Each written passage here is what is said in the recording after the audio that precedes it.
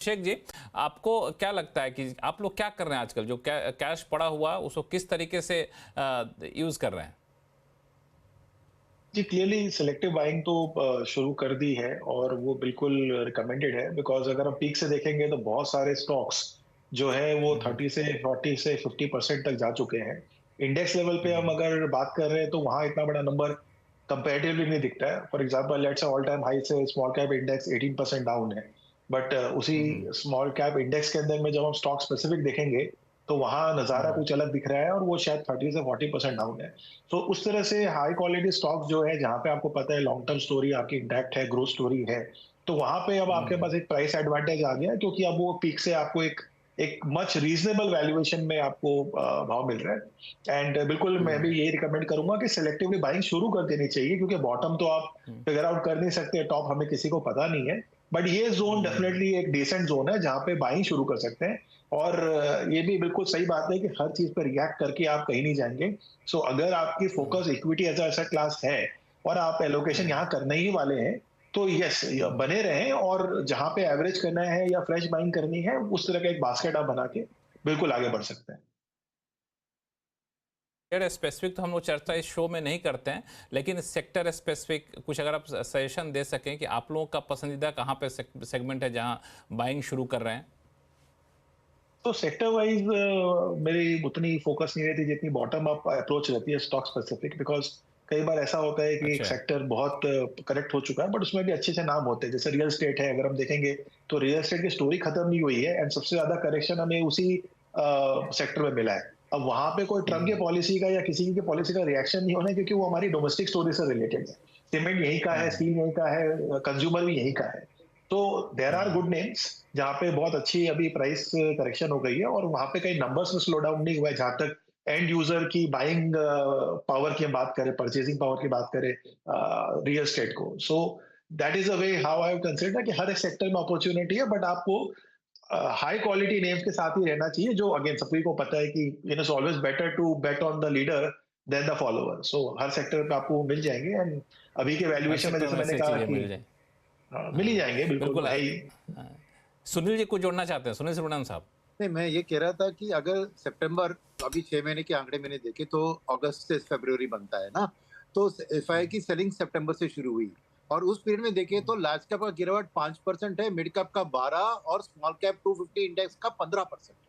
तो इससे साफ हम्म, ये जाहिर है कि लार्ज कैप क्यों उतना नहीं गिरा, क्योंकि एक वो बड़ी कंपनी है, फ्री फ्लोट ज्यादा है, मगर फंड मैनेजर्स की रिलोकेशन ग्रेजुअली उस तरफ हो रही है, वो मैं देख रहा हूँ सेक्टर रोटेशन के कारण, क्योंकि इसी पीरियड में पीएससी पब्लिक सेक्टर इंडेक्स 25% गिरा है।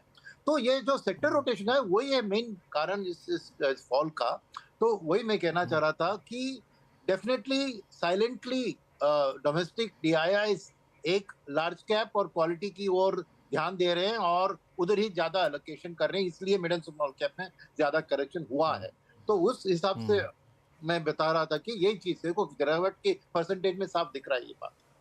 हाँ, ये मतलब ग्राफिक्स के हिसाब से देखें तो दिख रहा है कि पैसा यहाँ से निकल रहा है, यहाँ पैसा जा रहा है। वही पैसा जा रहा है कि नहीं जा रहा है, ये एक थोड़ा सा डिबेट का इशू हो सकता है, क्योंकि इतना क्लोज मॉनिटरिंग तो करना थोड़ा सा मुश्किल होता है। मनीष डांगे साहब, चूंकि हम लोग देखें कि अलग अलग जो घटनाएं हुई थी, तो मैं एक आंकड़ा निकाल रहा था कि कब कब कितनी ज़्यादा गिरावट देखने को मिली थी। जब कोविड हुआ था 19 में तो 20 में तो 38% तक गिरावट आई थी। सब प्राइम क्राइसिस में 61% तक गिरावट देखने को मिली थी और 2000-2001 के बीच में 56% तक गिरावट देखने को मिली थी। तो उन सब के मुकाबले तो गिरावट कुछ वैसा है नहीं, तो डरावना गिरावट तो नहीं कहेंगे इसे। हाँ तो सर मूवी खत्म नहीं हुई है ना। अच्छा। अभी खत्म नहीं हुई है। हाँ मतलब खत्म मूवी तभी कर सकते हैं जब थिएटर से बाहर निकल जाएं, और अच्छा, गिरावट थिएटर से तभी बाहर खत्म निकल। होती है जब अपन हम्म। वापस से मार्केट टेक्निकल टर्म्स में वापस से 100-200 डीएमए से ऊपर आ जाए। तो अभी तो हाँ, तो प्रोसेस में है। अभी आप पिक्चर अभी बाकी अक्टूबर है। अक्टूबर जुलाई अगस्त 2008 के अंदर आप बोल रहे थे कि हम तो महान है, मतलब 10% गिरा था मार्केट, तो और उसके बाद हाँ, में स्टेबलाइज हो गया था। फिर दो हाँ। महीने में 20% और घुमा, तो फिर बोला ये तो हो गया है। फिर उसके बाद हम्म, में दिसंबर जनवरी फरवरी मार्च 2009 आते आते 60% गिर गया मार्केट। हम्म, ये बेसिकली क्या होता है कि फंडामेंटल्स इतने टर्बुलेंट नहीं होते हैं। फंडामेंटल्स तो देश 5.5-6 पे ग्रो कर रहा था, शायद उतना ही ग्रो करता रहेगा, थोड़ा मोटा ऊपर नीचे ठंडा गर्म होता रहेगा। नहीं लेकिन तो आप जो लोग कर क्या रहे हैं आजकल? आज आप लोग पैसों से डाल रहे हैं कि नहीं डाल रहे हैं, कि अभी पिक्चर खत्म होने का इंतजार कर रहे हैं? देख, हमारा ओवरवेट सिर्फ आईटी है, उसका रीजन सिर्फ और सिर्फ ये है कि मैं पर्सनली और मेरी टीम हम एक्सेसिवली ऑप्टिमिस्टिक है जो करंट एआई वेव और रोबोटिक वेव है।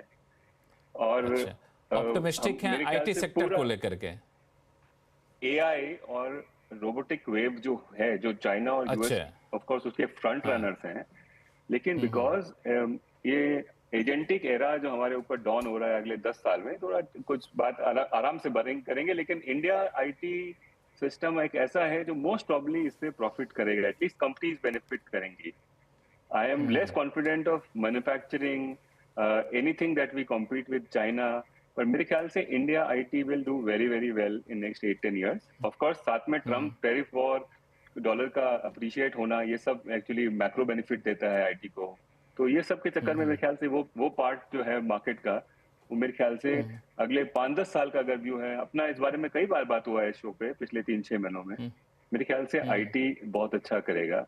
बाकी सब पे इफी है, बहुत सारी चीजों में फ्लश आउट हो गया है स्पेस, बट क्या होता है कि जब आप मार्केट को आप कंसेशन देते हैं महंगा होने की, तो मार्केट को आपको कंसेशन सस्ता होने की भी देनी पड़ेगी।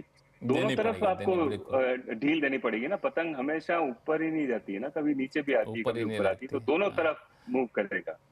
इसीलिए जैसे अभय बिल्कुल और ये सब बोल रहे हैं कि आप सिस्टमेटिकली, एक आम इन्वेस्टर, देखिए अलग अलग आदमी का अलग अलग हेडसेट है। मैं सिक्लिकल इन्वेस्टर हूँ, मैं कभी आपसे बहुत तेजी की बात करूंगा, कभी मंदी की बात करूंगा, लेकिन आपका जो एवरेज ऑडियंस है उसके लिए यही कन्वे करना पड़ेगा कि चलो धीरे धीरे धीरे धीरे अगले साल 1.5 साल के अंदर आप बाय करिए धीरे धीरे। माहौल यहाँ से ये, इसका मतलब ये नहीं है कि चीजें फ्लैटन हो गई है, चीजें मोस्ट प्रॉब्ली मेरा व्यू है कि खराब होंगी, लेकिन आपके पास में वो टूल किट्स है नहीं कि आप उसको प्राइस कर पाए, उस चीज को आइडेंटिफाई कर सके, तो ज्यादा बेहतर है कि अगला 6-12-18 महीनों में आप धीरे धीरे इन्वेस्ट करें। नहीं, इसमें मनीष जी एक और सवाल का जवाब दे दीजिए, फिर मैं बाकी पैनलिस्ट के पास जाऊंगा। एफआई को लेके आप लोग क्या, आपकी अपनी स्टडी क्या कहती है कि एफआई आएंगे अब, चूंकि जो वैसे जो फंडामेंटल चीज़ें हम लोग देखते हैं कि बॉन्ड यील्ड वहाँ पे बढ़ रहा है, उनको यूएस में ज़्यादा रिटर्न मिलेगा, तो हमारे यहाँ क्यों आएंगे? भले ही हमारी अर्निंग सीजन बेहतर क्यों ना हो जाए, भले ही हमारा ग्रोथ थोड़ा सा बेहतर क्यों ना हो जाए, आप इससे कितने सहमत होते हैं? वो लोग तो बिल्कुल प्रोफेशनल है कि जहाँ रिटर्न मिलेगा वहीं आएंगे। देखिए ना, बेसिकली एफआई एक ना ग्लोबल इक्विटी पूल है, एक रिस्क पूल है, वो उसके पास में 160 देश हैं इन्वेस्ट करने को। जब 1990s और 2000 में आपके लोकल इन्वेस्टर को खबर तक नहीं थी, तो उन्होंने पूरा देश का 26% स्टॉक उठा लिया। अब आप एक्साइटेड हो गए हैं तो वो आपको देख करके कहीं और चले जाएंगे। तो बेसिकली